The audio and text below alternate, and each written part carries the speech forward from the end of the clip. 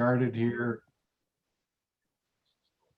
And we're also going to take it live on Facebook.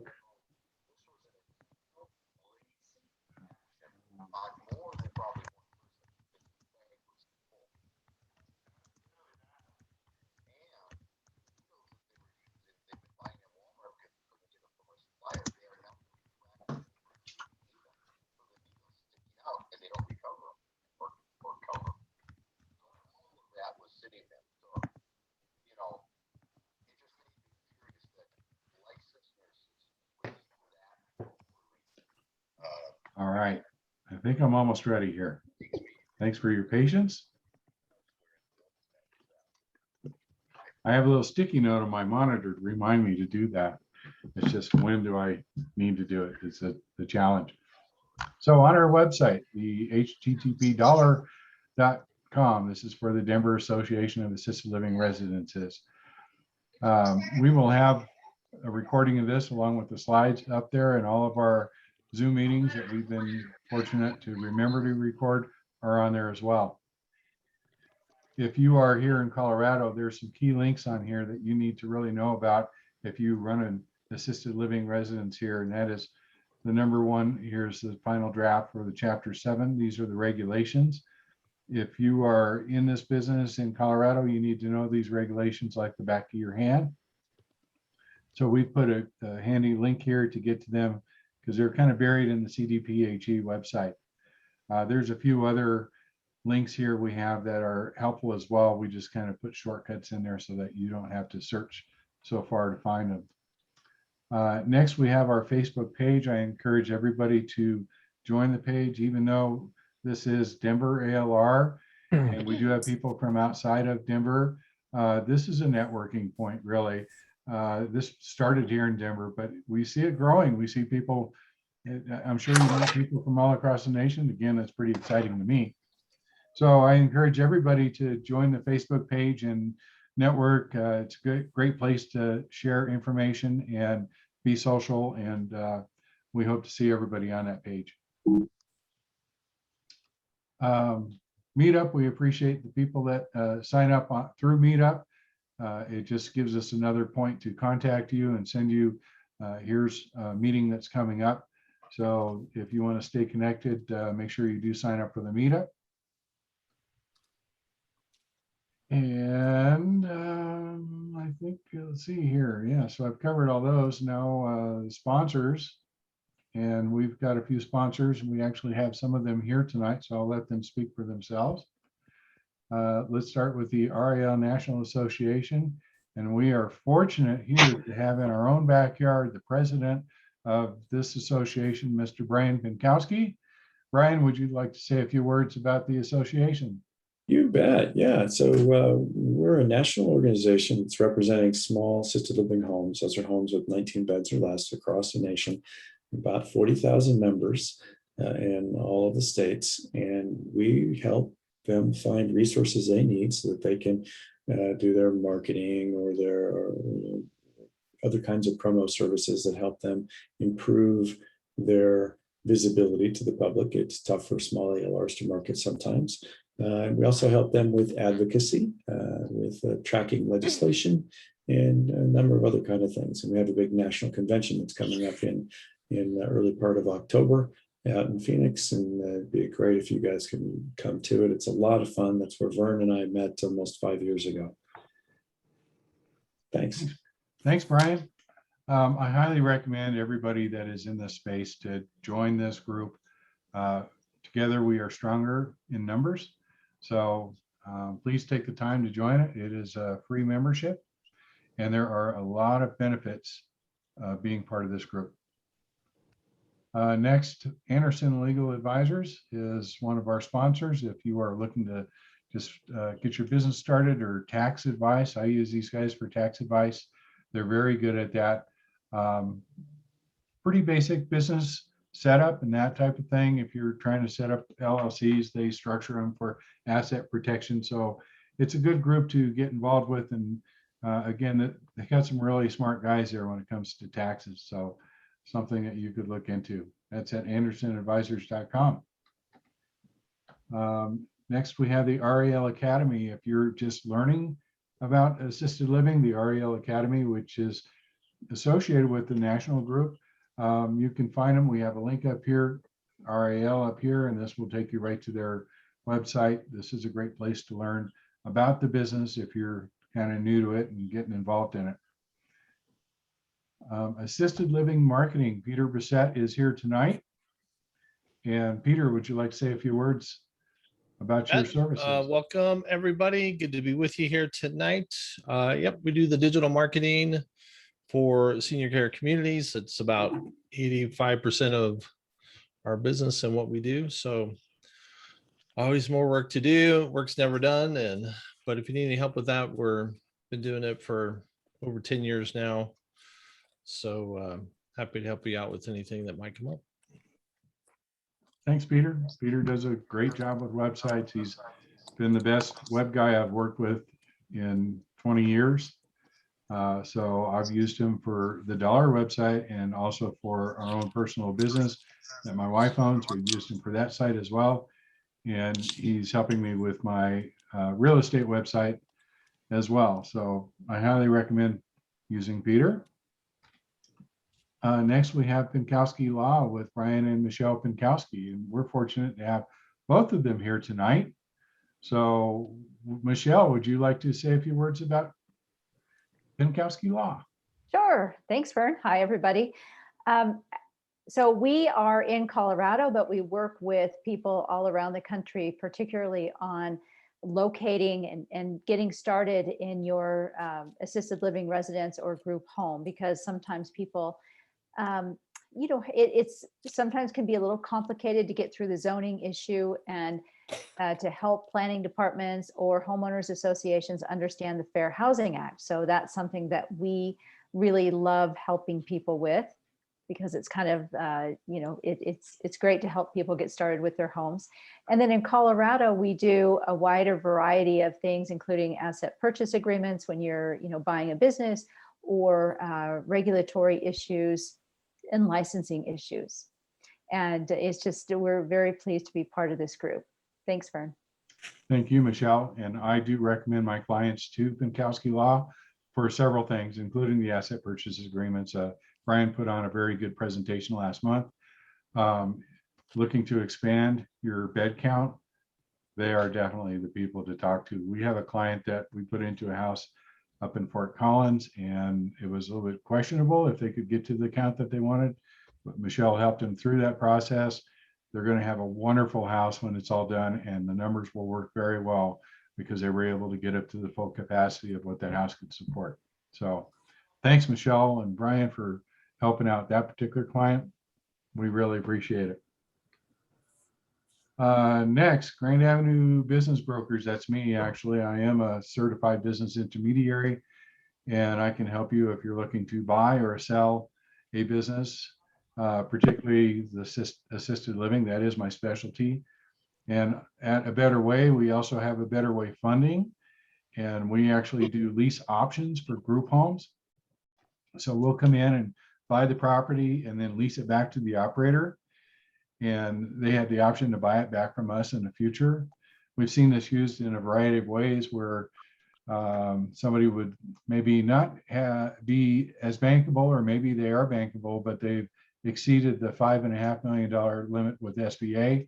So we've come in and done those purchases for them and leased back. We've got an interesting deal going on right now where the operator is pretty large facility. And he actually has a very, very good loan, but he's looking to take some equity out of it and put it back to work. So we're going to be buying his facilities, and he will net probably $500,000 or $600,000 of cash, and then lease that back from us, and he'll buy it back from us in the future. But he's going to be able to take that $500,000 or $600,000 of cash and go put it into his next opportunity, which will be another facility. So we've helped him grow his facilities.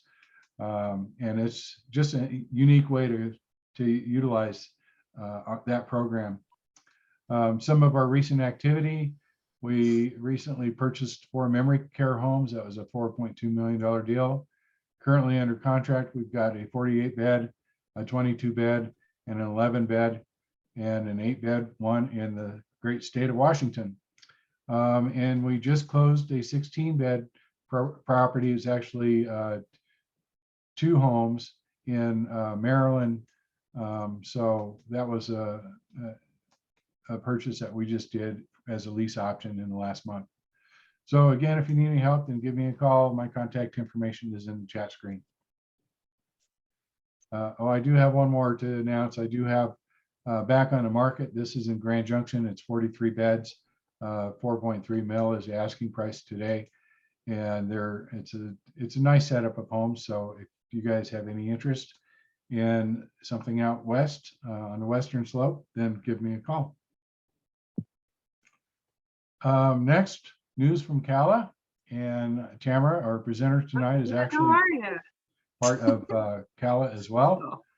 So Tamara, would you like to give us the news? Hi, everybody. I'm glad there's so many people attending. Just a few updates from Cala. Cala is a assisted living organization that is mostly focused on representing smaller assisted livings, although we have quite a few larger members as well. Our goal is really about advocacy and education, supporting owners and operators as far as information from the state, new regulations coming down, survey trends. We have Tidbit Tuesdays to give information to everybody on a weekly basis. And currently we're scheduling, I believe, some happy hour meetup sessions, both in the Denver area and also up in the northern part of Colorado. Some of the things we've been working on recently, we had, for some of you who joined before, we were working on getting some legislation passed through this last legislative session, kind of focusing on regulation revision and trying to help facilities that are 19 beds or under to have some carve outs from the current regulations. However, because we were a late bill, we were not able to get that moving to session. And so we're continuing to work with the health department and Senator Janal on some upcoming legislation. Yesterday, we met with Jesse Danielson. I don't know if any of you heard recently on channel, I think it was Channel 4 News, about the horrible situation at Almost Like Home, where the newscasters really jumped on the owners and the state took opportunity to also pretty much trash that organization. But because of that, we heard a lot of backlash from Senator Danielson about increasing regulations and increasing fines and changing administrative requirements and all of that. And we're really working to head that off before it gets crazy, just to try to support people who are trying to be in business as it is. So just a few things that we've been working on. We have an upcoming conference in October, which is going to be wonderful. We have Tifa Snow that's going to be presenting at that conference. Gosh, Peter, is there something else I'm missing that I shouldn't be saying? Or should be saying? It's a full 2-day conference. We have big name speakers. We have tons of breakout sessions. We'll have the state there to go over regs. It's going to be lots of collaboration and networking. It's going to be a huge, amazing conference. So I'll put in the chat a link to all the info on that one. Thank you, Tamara. Okay, thank you. And while we have Tamara there, so Tamara is actually our presenter tonight. I met her, close to 5 years ago at one of her facilities. She has some beautiful facilities. I think she's down to one, which is really the nicest one. Sits on a little lake in Fort Collins. It's a beautiful, beautiful house. I think your goal is to retire there some days, Tamara? Yeah, that's my goal. So she is has been a nurse practitioner for several years, more than well qualified to present to us tonight. So everybody give Tamara a round of applause, please. Thank you. I'm gonna start the sharing here. I think I'm a novice at this, so we'll try it. Is that showing up for everybody? Well, I can see it. Okay, great. So this is, well, I would encourage everybody to, who is an owner operator, to take the QMAP class. This is not meant to be a substitution for a QMAP class, although I do teach that. The website for that I can put in the chat at the end of our talk. As you have questions, maybe I'll just check in with Vern periodically, or if you can kind of tell me if there's questions in the chat. It's kind of a long presentation, but I'm going to just kind of skip over some of the highlights of it. What I really want to do is impress upon you the regulations, how they affect you, and how to really know that and understand the role of the QMAP in your buildings. So hopefully I can. All right, Vern, I can't move it down. Let's see here.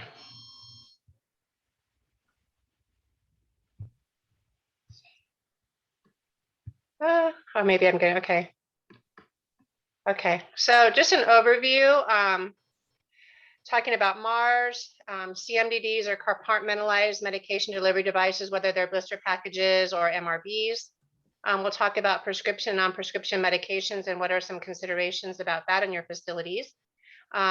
Documentation and accountability, storage, different classes of medications with some caveats as far as some of the medication administration, what the limitations are regarding QMAPs, and then really just kind of touching on the ALR regulations regarding medication administration. So the first part that we have in regulation is under Chapter 2. And in Chapter 2, that affects all healthcare entities. And under Section 9, it really talks about the medication, medical devices, and medical supplies. Basically, this regulation addresses donations of unused medications, how to locate appropriate providers, as well as how to document that appropriately, and just some nuances about what you can and can't do with that. Like you can't donate controlled substances, and you can't use little brown vials. You really have to have them in blister packs. Any medications that need special storage or experimental drugs cannot be recycled, and the medications cannot be resold for profit. Any misbranded medications are also not acceptable. So that's just kind of the overview of Chapter 2. Chapter 7 is our Living Bible and Assisted Living. And in Chapter 7, under Section 14, there's 5 full pages of regulations regarding medication administration. So I'd really guide you into that area and be quite familiar with that. Currently with the survey process, besides the administrator failing to provide oversight in numerous areas, medication administration is the next highest cited deficiency. So the first part I talked about is in a quote: the assisted living resident shall not allow an employee or a volunteer to help with medication administration unless they are a licensed person, QMAP, or a CNA med tech, which makes sense, right? You're not going to have your janitor giving medications, hopefully. We have to comply with all state and federal laws regarding storage, administration, and disposal of controlled substances, and we'll talk a little bit about that as we go forward. They have to make sure that their residents are getting the medications properly and that they're being monitored properly if they are self-administering their medications. There's training and competency requirements, and I listed the sections here so you can refer to those. And then also resident rights, where they have the right to refuse. We need to make sure that we provide dignity, respect, and privacy for them, and the medications are really their property. So somewhere in your policy, you should have something about if your person's medications have been discontinued because they are the property of the resident, what you're going to do with those medications, especially when it comes to controlled substances. And again, we'll talk about that in a few minutes. Continuing on with Chapter 7, it talks about, we'll be talking about orders. What's important to know is that a QMAP can never, ever, ever, under any circumstance, take a phone order over the phone. Orders have to be faxed and handwritten. A nurse is about the only one that can, a nurse or pharmacist can take provider orders. As far as handling and preparation of medications and MRBs, making sure that you have everything labeled appropriately. Over-the-counter medications, we cannot have Tylenol or ibuprofen or stool softeners as a stock medication. Each resident must have their own supply. And any OTCs that are ordered for the patient, you are responsible to make sure that they are on site, available, and ready to give the patient if they ask for it. There's mention of infection control training, which all of us know is the heated topic of this year. Will be adequate infection control in all areas of our operations. Record keeping is outlined as far as MARS, the medication administration records, controlled substances, and then making sure that your staff have signed that there's an identification of who is administering medications, and if they see a signature that says JT, they should be able to find out who JT is somewhere either on the MARS directly or else a formal sheet with EMRs or a cover log page, if you will. As far as reporting, we have an obligation as far as policies and procedures for documenting, investigating, reporting, and responding to any errors that occur as far as regular administration and/or controlled substances. Moreover, in Chapter 7, self-administration guidelines, there's some pretty clear language on that where we are responsible to make sure that if the person is not taking their medication appropriately, we have the obligation to notify the providers in our challenge of oversight and protective responsibilities for our clients. Anybody who is self-administering medications needs to be evaluated annually for compliance of that. If they are doing self-administration, those medications still have to follow the lock rules as far as one lock for regular medications and double lock for controlled substances. As far as medication storage, there should be audits. QMAP should know where the medications are, proper storage requirements so that there is accountability for controlled substances and they don't leave the keys laying on the desk. The medication book is put away so that they can protect privacy, things like that. As far as medication disposal, we are required to have a log of destruction. That destruction has to be performed by 2 QMAPs. It cannot be a non-QMAP administrator and a QMAP, or even a non-QMAP or licensed staff with anybody else. It definitely has to be QMAPs or licensed staff. The records have to be on your site for 3 years. And then there's different, what do I want to say, different links to additional Colorado regulations. And those are quite wordy. So good luck with that.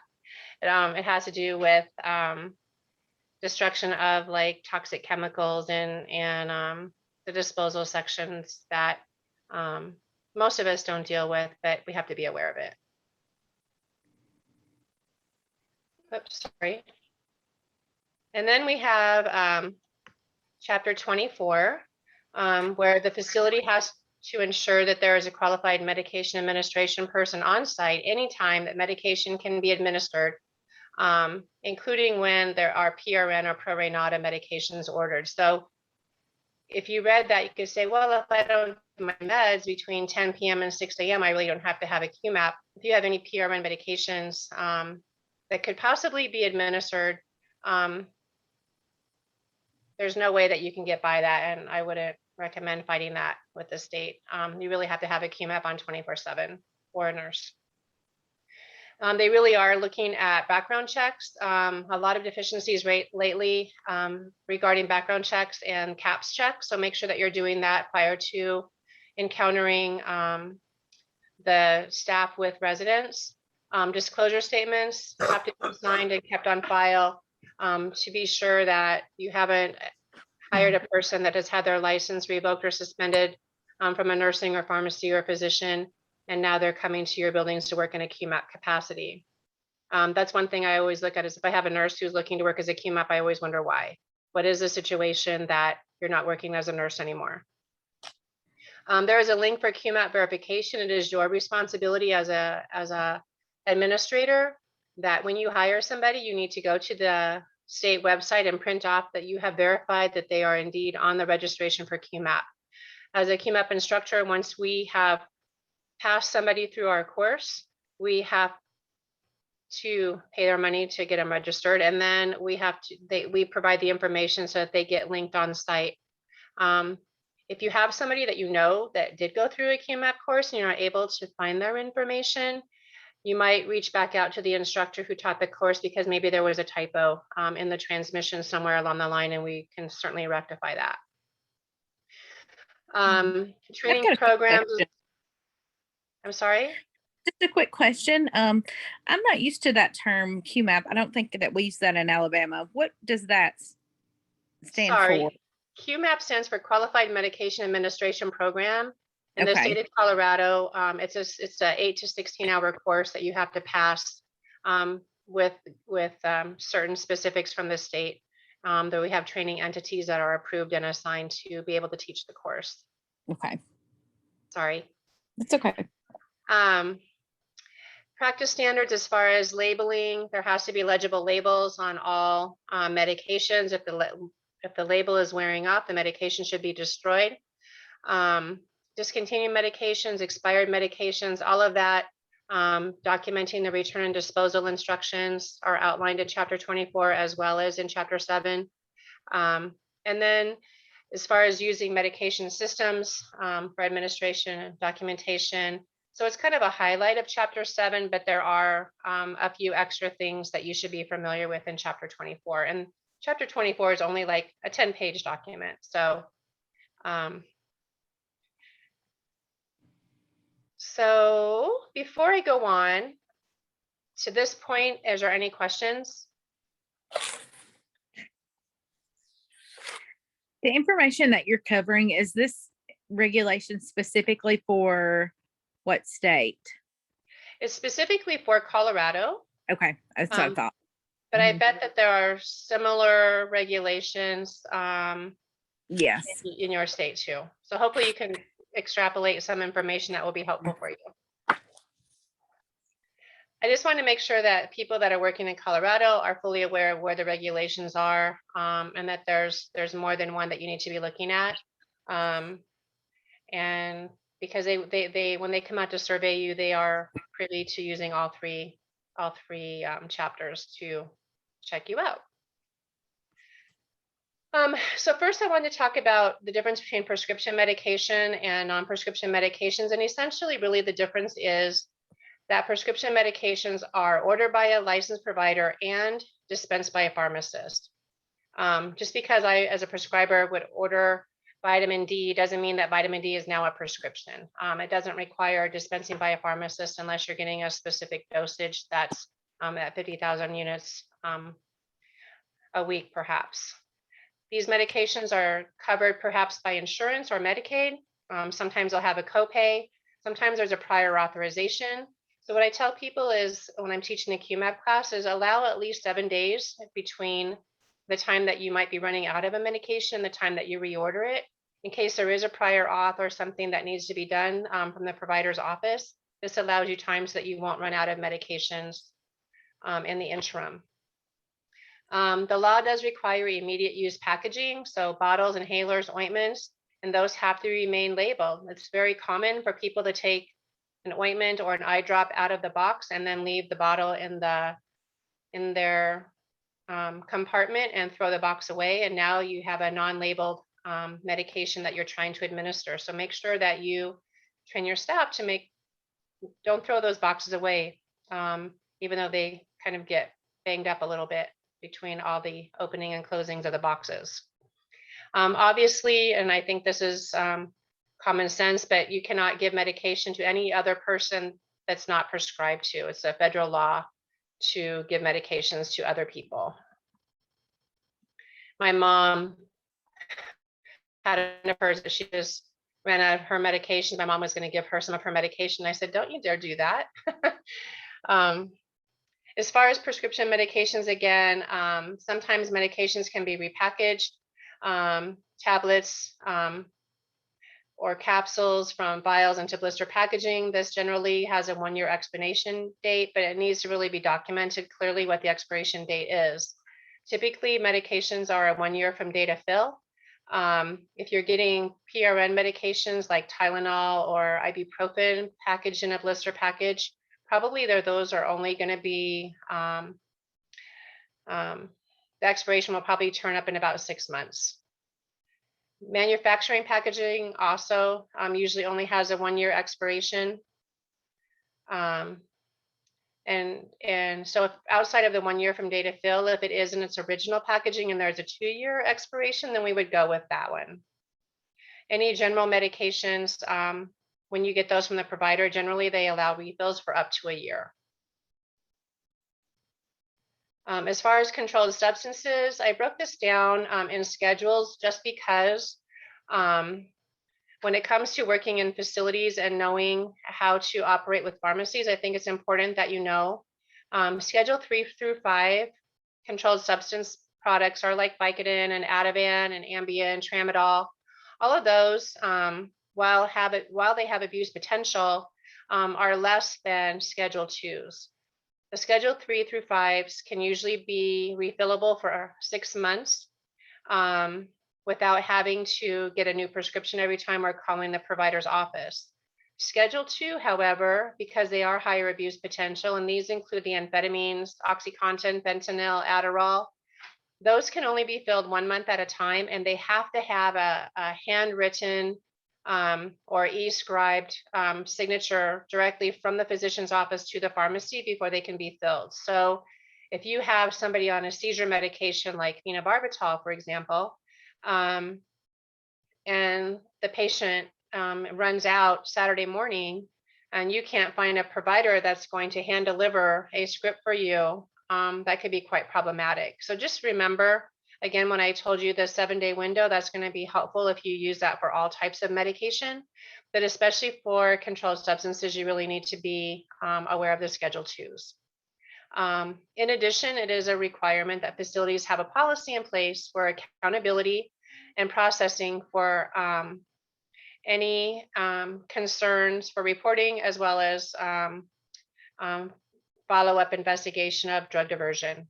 I always tell my students that if you stay in healthcare long enough, you will see it happen at some point, so be ready for that. Non-prescription medications are really often referred to as OTCs, or over-the-counter. They're supposedly safe enough for general use without medical monitoring, although Tylenol has caused a lot of damage, as has Advil, as well as some of the herbal remedies that cause multiple drug interactions. So again, I mentioned that you cannot have bulk quantities. Each individual has to have their own over-the-counter medication with their full name on that medication. And this is a good thing to also check for expiration dates. When we're not using these OTCs very often, it's really easy to overlook the expiration, and then you get caught with having those on site. As far as storing medications, they have to be stored in a manner that ensures the safety of the residents. If they're kept in a central location, like a lockbox or a cabinet, they have to be under a single lock at all times. If somebody administers medications and doesn't lock the cart or the cabinet in between medications, the surveyor is going to cite you for that. Controlled substances have to be under a double lock system. If they're refrigerated items, they need to be in a lock or a double lock situation as well, and they need to be separate from any food storage at all. So they need to have a separate refrigerator. There are some regulations for storage temperatures. I don't know that they're actually citing anybody for that, but just probably good to be aware of that. If you have, as I mentioned, order for self-administration or for medications that can be kept at the bedside, you need to have and provide a lockbox for that self-administration process. As far as medication administration, if the facility is responsible to administer the medications, there has to be a qualified medication person on staff at all times. That course has to be completed. Currently, the trained entities that can provide, that are approved by the state are nurses, pharmacists, and I think there's some PAs and physicians on the list as well. You can find that information for providers on the state website. And then by contacting individual instructors, obviously through the links that are posted on there. There is a competency test, which is both written and practical to pass the medications and be approved, with a required passing rate. And I think different instructors are doing different things now. It's no longer monitored by the state health department as strictly as it used to. We all used to work for the state and do the same training and the same curriculum, and now there's different curriculums with based on multiple providers.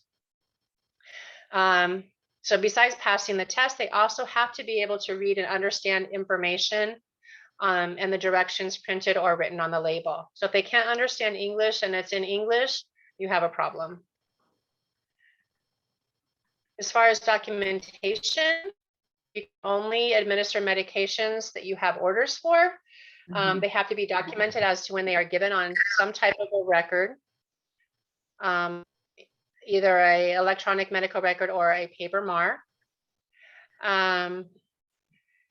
As far as the orders, if a resident administers their own, as I mentioned, it has to be specified in writing and approval by the physician or provider.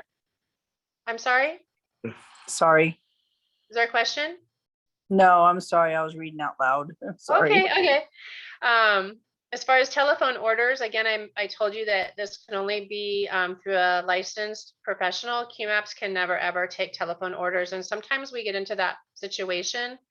Provider offices don't often understand the role of a QMAP and what the limitations are. So it's really up to us to educate them to say it's not within their scope of practice. Any orders that you do get have to be documented in the residence chart. If they're taken, if you have a facility nurse and the nurse takes an order, that order needs to be co-signed in a short amount of time by the provider as well. So before I go into kind of an overview of medications, are there questions to this point?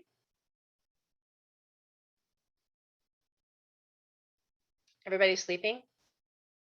I guess, hi there, I'm Audrey from Aging Services, and I'm a QMAP. I actually have my QMAP cert, and I've worked in large communities. Oh, I'm sorry.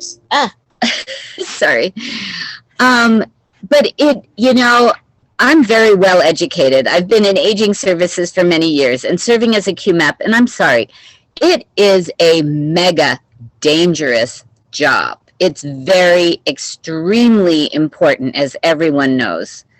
And it boggles my mind that so many people are QMAP certified with very little education. And it's a difficult job in a large community, particularly. I don't understand how we can allow some people to provide the meds the way they do with so little education and training. That 2-day class is not enough. It's 2-day half, actually, isn't it? No, it's about 16 hours. Well, And wasn't enough for me, that's for sure. I can't say that I disagree with you. And the interesting part is that prior to the restructuring of the QMAP program, I'll call it the deregulation of QMAPs, it used to be that you had to be recertified every 5 years. And the state decided that that was too much of a hassle to monitor. And so they eliminated that 5-year requirement. And I will tell you, I've worked as a QMAP instructor since 2004. And I can tell you that most of my failures were my retake people back when we were requalifying every and I said certification, it's not certification, but requalifying every 5 years. Those were the people that had gotten into the bad habits, and they were the worst ones as far as their performance on testing.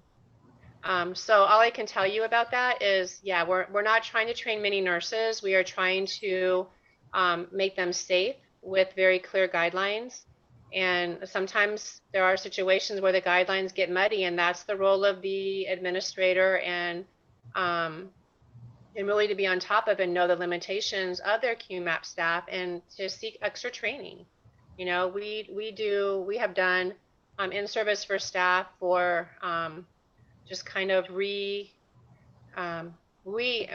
partner and I, we really encourage people to get their sort of their qualification every 5 years, and we give a discount for that because we believe in it so wholeheartedly. And we try to offer education programs as well to help facilities that are struggling if they've had a lot of medication errors or whatnot. But you know, even in nursing, I can tell you as a nurse and having been a DON at a facility that there are a lot of med errors that happen from licensed nursing staff. So Oh, absolutely. it really is just a matter of when you warehouse people and you try to cram a bunch of medications into a short amount of time, people need to figure out ways to slow down, because when you're hurrying and getting through, that's when the errors happen. Absolutely. I know. I was a QMAP because I had to oversee the QMAPs. And so then I had to try it myself. And I can tell you, I was slow and I wasn't fast enough, for what we were supposed to get done in such a length of time. And shame. I mean, it's like, and I mean, I have a master's degree, excuse me. And there's people that barely have a high school education and they're handing out these meds and as quick as can be.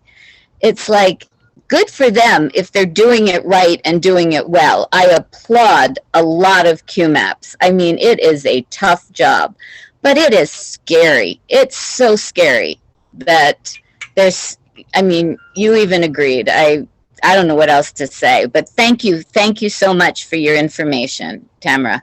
And In fact, the regulations have changed. It didn't used to be that you even had to be 18 to be a QMAP.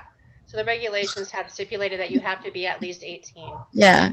So, and I'll tell you that I have some pretty well prepared 18-year-olds compared to some of my 50 and 60-year-olds. So you can't really use an age comparison. It really is about the person. Oh, absolutely. I totally agree. But thank you for your information and thank you for educating all of us. And I think I need to sign up for your class again just to continue to keep my education up. Thank you. Perfect. Okay. Any other comments or questions before I move forward? Yes. Can you hear me? I can. This is Lola. Hate having my video on. But anyway, did you say, because we get a lot of mental health from like All Health and other places where the physician does not sign the order, but they send the order to the pharmacy. Then the pharmacy sends us the order to us. Then we can accept it without a physician's signature? So, of course, the state, I'm going to tell you first of all the caveat that depends on your surveyor, okay?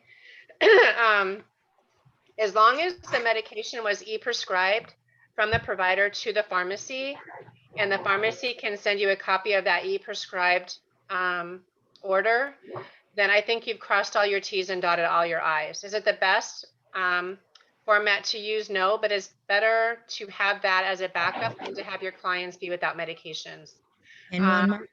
And that happens probably more often than not, where you send the paperwork with your client to their provider and they forget the paperwork at the office, or the provider disregards it, or somebody doesn't ask for it back. And so that does happen. And as long as that's been e-prescribed, then you can certainly count that as an order. And one more question. So when I get these orders from the psychiatrist and they have not added, so like Seroquel was on last month and now they've decided to DC Seroquel, but they don't write DC Seroquel, it's just no longer on their order. Am I allowed to DC the Seroquel because it is no longer on their order? I would be careful about that, and I would ask for I would call the provider's office and ask for a specific order to discontinue. I don't see it on this because sometimes it's just a transposition error, or somebody didn't mean to delete it and it got deleted. I can tell you a story that we had a client that went to the hospital from a facility, and the client had been, he was bipolar and he had been on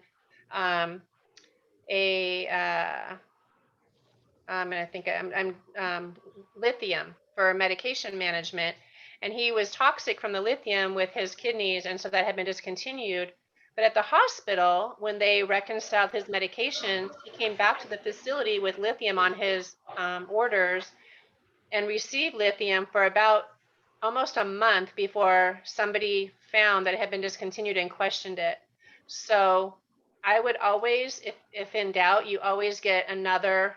It's better to have a double order than to try to infer what they're meaning. Thank you very much. Mhm. Anything else before I move on? Okay, so what I wanted to go over is just a little bit about categories of medications, just so you kind of get familiar with some of the medications that you may see in your areas. Analgesics might be scheduled or as needed. And one of the things that we teach in our QMAP class is situations that if you have somebody that is on, say, routine Tylenol twice a day, and they have a PRN Tylenol, number one, make sure it's the same dosage, because that can be mixed up pretty easily between 325 and 500 milligrams. Number two is if the patient asks for a PRN medication, in between the scheduled times, we talk about when it's okay and when it's not okay to give that medication. And really, you're treating apples and oranges there. They're not related to each other. As far as side effects, I'm not going to go into all of that, but there is a list of side effects, and Vern can send you the copy of these slides if you request them in the chat. The main thing about analgesics, I guess, to be aware of is constipation, especially with controlled substances. So if you have somebody that is recently had a fall with a pelvic fracture or is having had surgery or something like that, make sure that you're paying attention to elimination patterns so that you don't end up sending somebody to the hospital with a bowel obstruction, because that wouldn't look good for you. Common medications are listed here. Schedule 3 medications, Schedule 3 to 5 might be Tylenol with codeine, hydrocodone, Vicodin, tramadol. The Schedule 2 narcotics, when we talked about needing to have the actual script from the provider to the pharmacy directly, as like fentanyl, OxyContin, Percocet, Dilaudid, codeine, Opana, methadone, things like that. As far as anticoagulants, another, when Audrey was talking about being scared of medication administration, this is one that always gives me nightmares, is giving anticoagulants, because the wrong dose can cause a pretty bad situation. If you have somebody who's a frequent faller and they're on anticoagulants, even more concerning. The thing about warfarin or Coumadin is it is listed. The tablet will actually have a number on it. So a 2 milligram tablet, like that purple one there that you might be able to see, has a 2 on it. Other blood thinners include aspirin, Lovenox, Orixtra, Eliquis, Pradaxa, Plavix, all of those. And usually we're using those for stroke prevention or cardiac issues.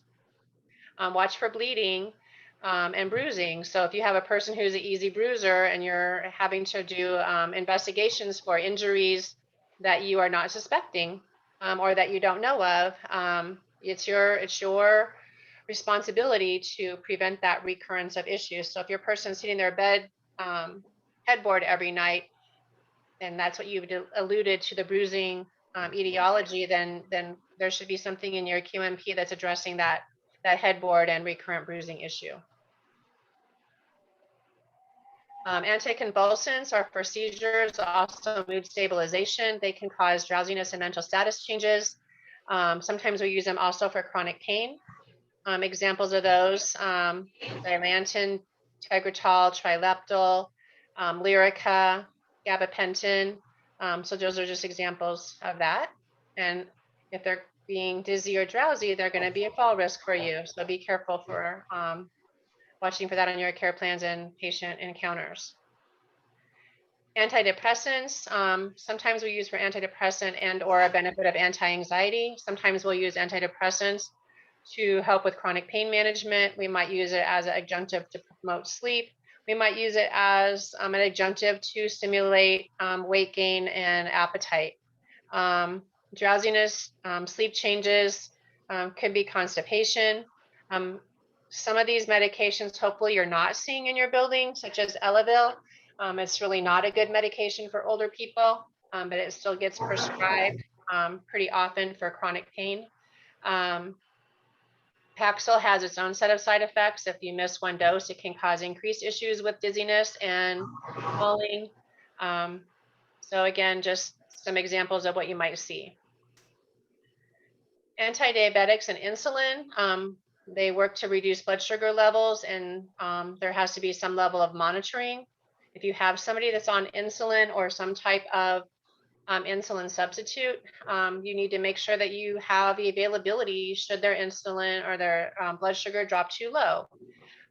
Sliding scale insulins, I feel, are probably not appropriate in most assisted living situations because of the fact of non-licensed staff normally in your buildings. In larger facilities, if you have a nurse 24/7, I think that's fine.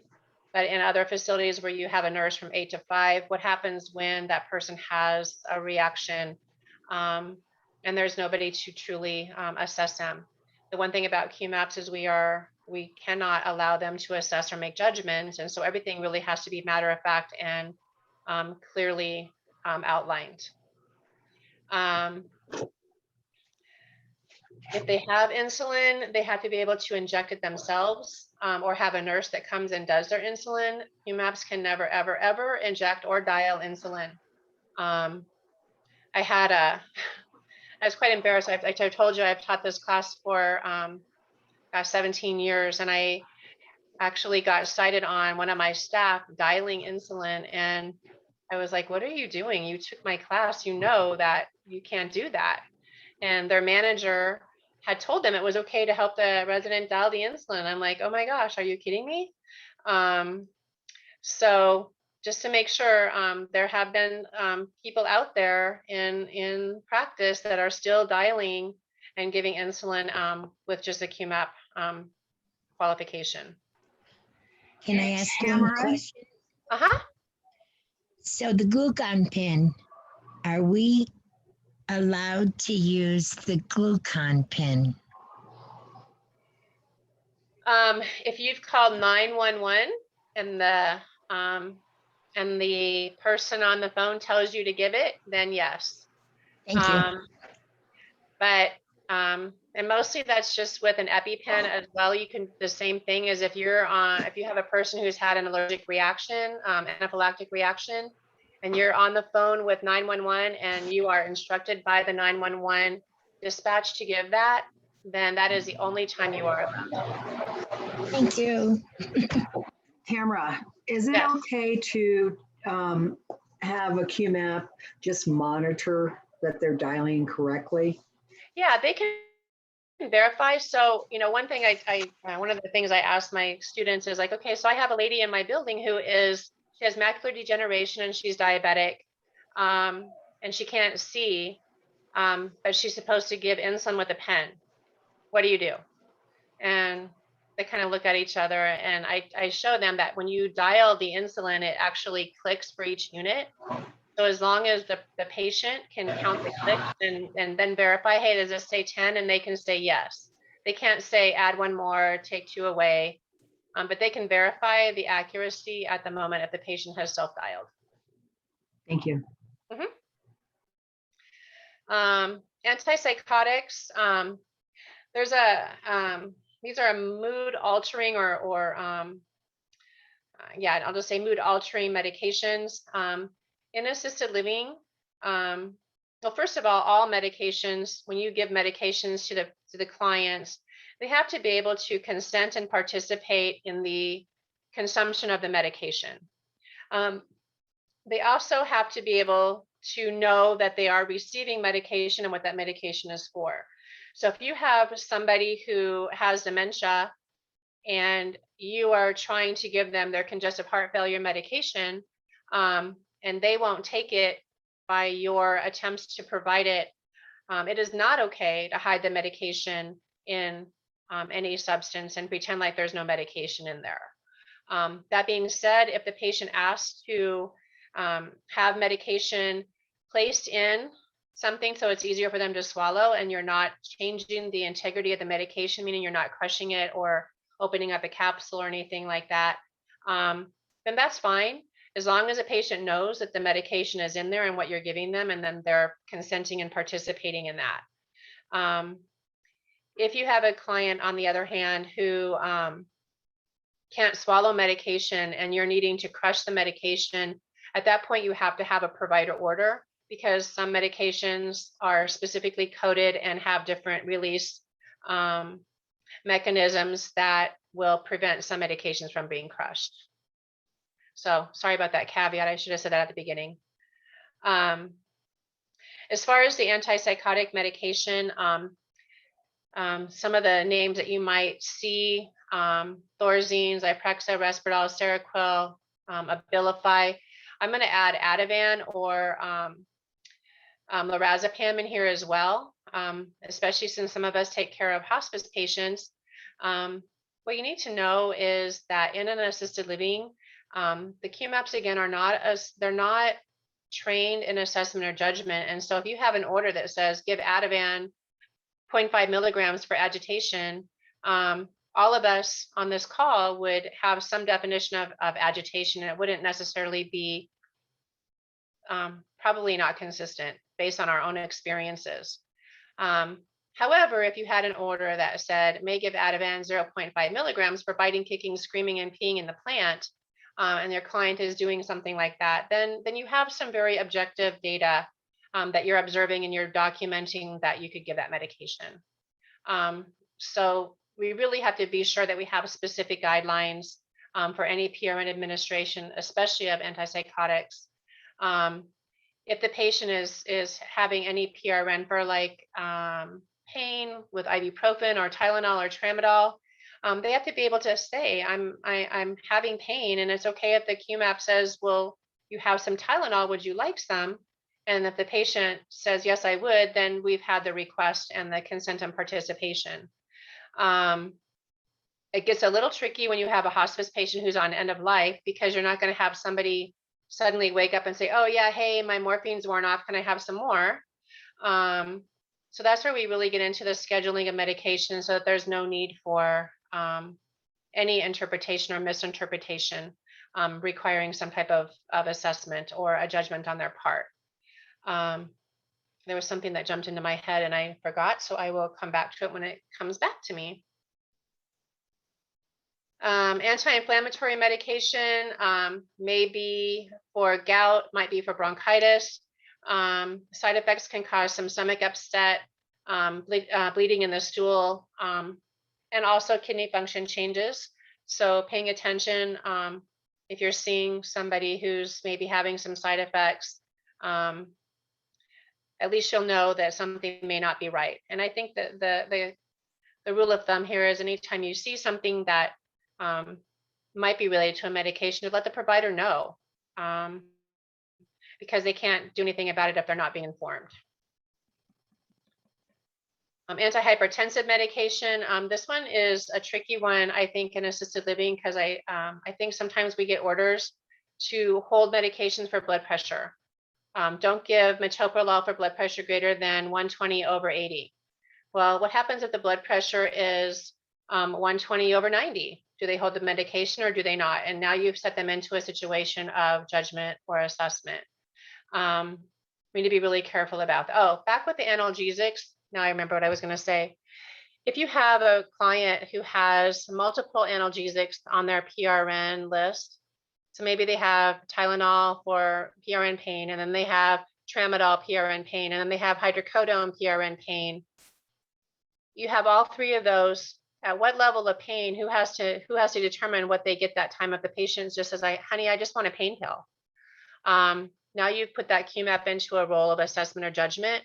And so when you're receiving those orders, really to kind of clean up the medication list and have one method for pain, or maybe you have one for complaints of mild pain and one for complaints of severe pain, but you need to make sure that there's some level of direction for the QMAP so that they're not making that judgment. Back to the antihypertensives. I would, if I were you, really ask the providers not to give you parameters. If they're that concerned about blood pressure dysregulation, they probably aren't appropriate for assisted living.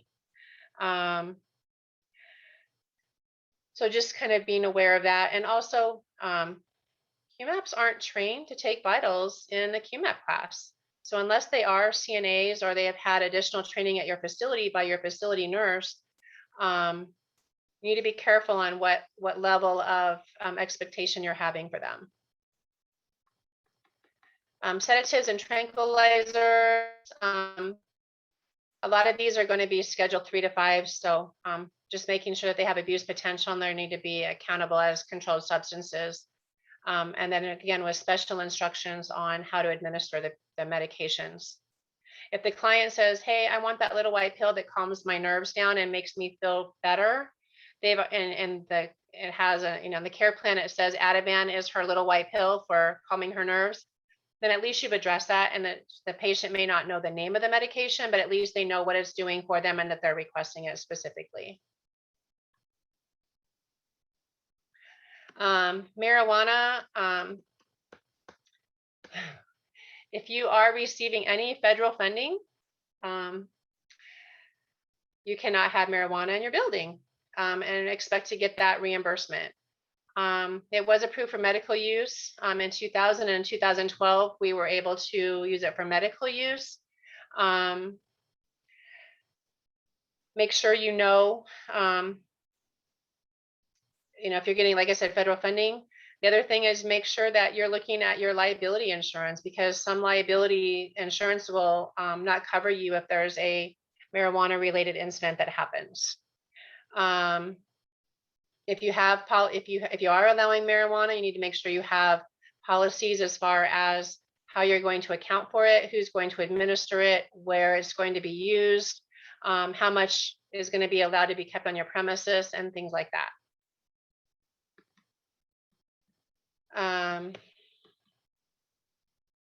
So as far as the Federal Workplace Act, if you get more than $150,000 in federal grant money, it has to be a drug-free workplace. So just in case you didn't know that. If you have, like I said, you need to make sure that how you're going to determine if there's a level of impairment that's harmful for your clients and or your employees, how you're going to prevent drug diversion, how you're going to store it with original packaging. It's going to have to be treated like a controlled substance. What are your emergency procedures in case of accidental ingestion by another client? Is there interactions with other medications? And like I said, the liability insurance. Medications with special considerations. These are medications that when we're giving them, we should know a little bit about how they work in the body. So proton pump inhibitors like Prilosec, Protonix, Nexium, Omeprazole. These medications should be given first thing in the morning before any other medications are given, and also before food is given to maximize their efficacy. Bisphosphonates that they use for osteoporosis need to be given to a client on an empty stomach. They have to sit upright for at least 30 minutes with a full glass, 8 ounces of water. A lot of times people will, and I've seen this in skilled nursing facilities too, they'll go wake the patient up, say, here's your medication at 6:30, and the patient goes back to bed, and then we get erosive esophagitis, and it causes all kinds of medical issues. Thyroid preparation should also be given on an empty stomach. I briefly talked about medication destruction. Whether it's a sharps container, you have to have a proper sharps container if you're going to have any needle, a person with insulin or what have you, and those need to be removed from your premises. And there's new regulations in Chapter 7 that are pretty strict about that. My understanding is RCRA is costing some facilities a couple $1,000s every couple months. So if you can find a provider that takes your medications from you and helps you with that, that's probably the best practice. There are certain approved methods of destruction. We're not putting them in kitty litter. We're not flushing them in the toilet. We're not putting them down the disposal. Make sure that you have a policy for how your destruction is actually happening. And again, you have to account for that. Timing of medications. Remember that you have an hour window. If your medications are ordered at 8:30 a.m., the QMAP has between 8 o'clock and 9 o'clock to give that medication. 30 minutes on either side. So a way to alleviate that time frame, especially in a large facility, is to have medications listed as AM, and then within your policy, say what AM means, that I'm going to give my medications between 8 o'clock in the morning and 10 a.m. That's my AM, and maybe my bedtime medications are going to be between 7 p.m. and 10 p.m. But as long as you have that window of some sort of description, that gives your QMAPs more time to pass meds and not have to do it so quickly. Obviously, some medications have efficacy at better times of the day. You're not going to give a diuretic at bedtime, hopefully. You're going to give it in the morning so the patient isn't up urinating all night long. As far as monitoring for medication side effects, one thing that we talk about in QMAP classes, we tell the students where they can find information about medications. Controlled substances, as far as accountability and documentation, diversion potential, policies, and mandatory reporting. Surveyors love to ask staff, what happens if there is drug diversion, what would you do? And hopefully your staff have some type of good response for that. We talked about psychotropics needing very specific guidelines, analgesics, the client has to be able to ask for it. And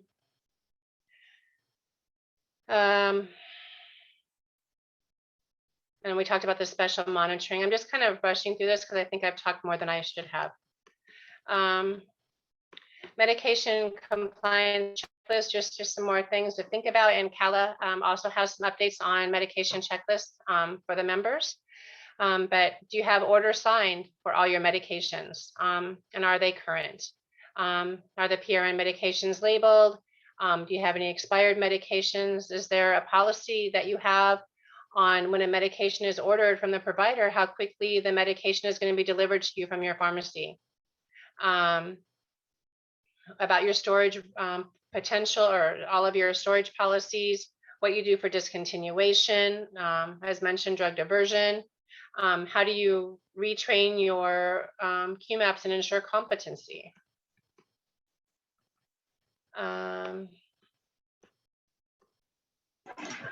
Tamara, I'm sorry. Do you have a policy for how quickly meds should be delivered after they're ordered? You know, I think that goes to some of the big places, Maggie. You know, if you have an order, it should be, I don't know if I have it specifically in my policy, and now that I said that, I need to readdress mine. But I think it needs to be within a timely fashion. You know, it shouldn't be more than 24 hours after getting an order that you get a medication. Okay, thank you. And what about your policy on hospice medication and dementia clients? I mean, truly, if you look at the regulation to say that clients have to consent and participate in medication administration, you could probably argue that anybody with dementia or hospice could not participate in that, and therefore they couldn't be in assisted living. And I think there are some surveyors that would love to have the argument. My response to that is, if I'm giving medications to a hospice client and they don't spit it back out at me and they swallow the medication, they have consented and participated. Same thing with a dementia client. We've all had people spit medications back out at us, and so if they truly don't want it and they don't want to participate, they're going to let you know.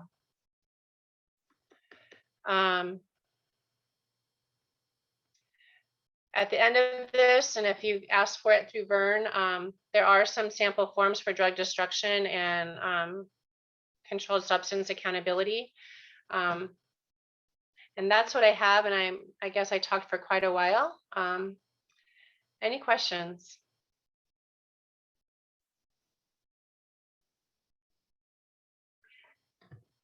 Well, hopefully it was helpful. Oh, sorry, Audrey. I don't have a question. And I put it in the chat. You have done a fabulous job. I'm Yeah, reading, thank you. I mean, seriously, Thank you. it's amazing. And thank you for sharing. The one thing, when I said I was slow and I only had an hour window supposedly to give the meds, and you came up with, well, morning or afternoon or whatever, that would have solved everything. Mhm. I mean, seriously, well, I didn't know, and shame on whoever it was, the director of nurses, obviously. I mean, shame, but I just feel bad for people that are just scrambling to get things done and more than likely making mistakes by going so fast. Right. Ugh. But anyway, thank you. You were really good, really Thank you good. for your comment. Thank you. Very, very good. Mhm. That Hey, was a Tamara, lot it's of- Michelle. I'm glad you brought up the marijuana and ALRs. I just wanted to alert everybody. So when you're either a RALNA member or you're going to go to RALNA's webpage, one thing that we do is track legislation around the country for RALNA, and there's a legislative tracker on RALNA's webpage for members. But that's one trend we're seeing in legislation around the country is the administration of medical marijuana by ALR staff. So if you have legalized marijuana in your state, go to that legislative tracker and make sure you stay on top of that, just because it's something you're going to want to know, because this is definitely a trend we're watching right now. Thank you for sharing that.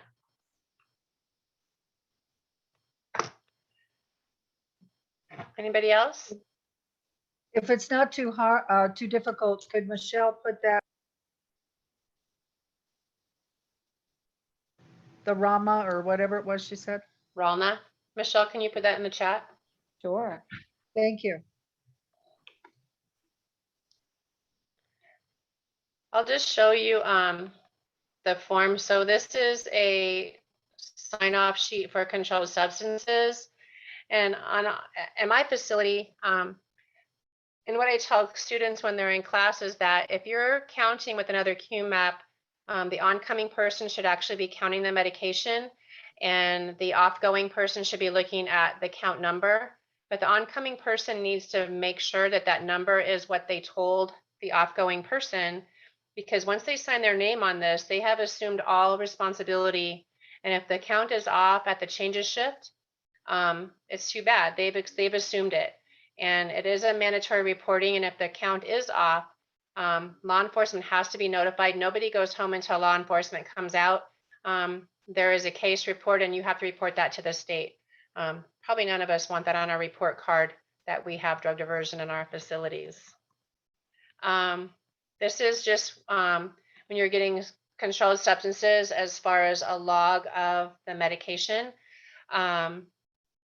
And this it has on there when you receive the medication.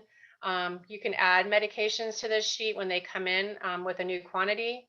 I've had QMAPs, not personally. I was going to hire one guy one time, and we did a verification of QMAP, and this was when we were actually able to talk to somebody about verification.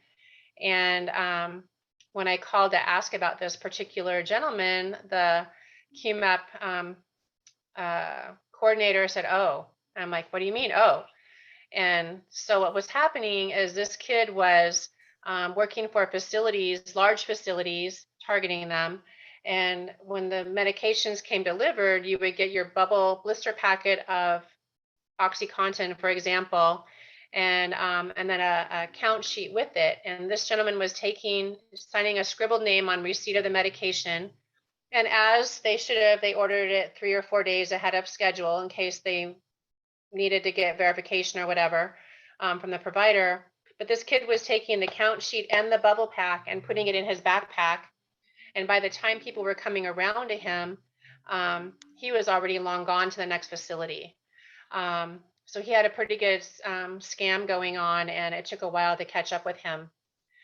So just be aware of that. I told you, if you're in the industry long enough, you'll know, you'll see something. Here's a example of a destruction log with the resident name, the medication, what the RX number was, how much you destroyed, who destroyed it, and then the administrator's signature on top of that. So, Hey, Tamara. yes, ma'am. In that instance of a bad actor stealing the drugs, can that be caught or can that be reported via the CAPS report? Part of your background check. I don't think I haven't heard of that happening. That's a good thing to ask. I can follow up on that, and if you want to put your question in the chat with your email, and I'll get back with you. I don't think so. But it makes sense that it should, right? So we're not continuing to hire people that do this kind of activity. Yeah, the CAPS report, I've only seen reports of abuse. Yeah, but honestly, if you're thinking about that, stealing medications from a client should be some type of an abuse situation. And Michelle, maybe we could change that definition. That'd be awesome. Thanks. Other questions? Well, hopefully it was helpful. If I can be of help or answer questions in the future, there's my email information as well as my phone contact. Thanks for allowing me to talk with you tonight, and I wish you all luck. Thank you, Tamara. Great job. A lot of information, kind of like drinking from the fire hose there. Okay, let's see here.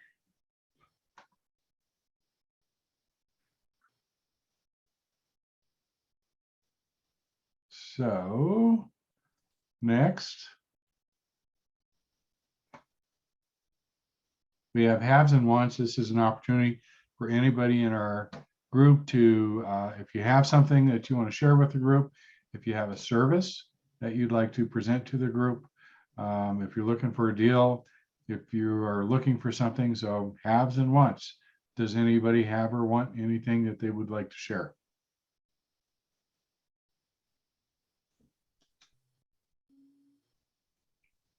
No, nobody. Okay.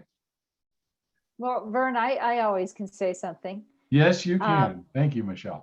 Just a very quick, I'm doing a Facebook Live event on Friday at 4 o'clock Colorado time with Steve Clark, who's a construction expert that works with ALRs around the country. So we're going to talk about fair housing and building codes and fire codes. So it's 4 Terrific. o'clock on Friday. And if you go, it's on our Facebook page, Pinkowski Law Facebook page. Awesome, Michelle. That should be good. Anybody else? This is Maggie Vern. One of the things that I would like to see is maybe some bulk purchasing of quality PPE, maybe through some association or something. I'm having a hard time finding quality PPE. You might look on the RALNA site and see if they have any avenues for that. They would be probably the strongest group out there that might have that. Okay, great. Thank you. Anyone else? Okay, well, we do leave this open for networking after the meeting. Again, just like if we are live and in a restaurant, we don't kick you out of the restaurant right away. So we leave everything open until everybody's gone. I do want to encourage you to put your contact information into the chat screen if you have not already, and make sure that you save that file when you're said and done. And that way you can contact the people that you've met tonight. Hopefully everybody got something valuable out of our meeting tonight and got to meet some people. We're very appreciative that we had this attendance and glad you guys could make it. So I hope everybody has a nice evening. I'm going to sign off and leave this open. And we will see you next month.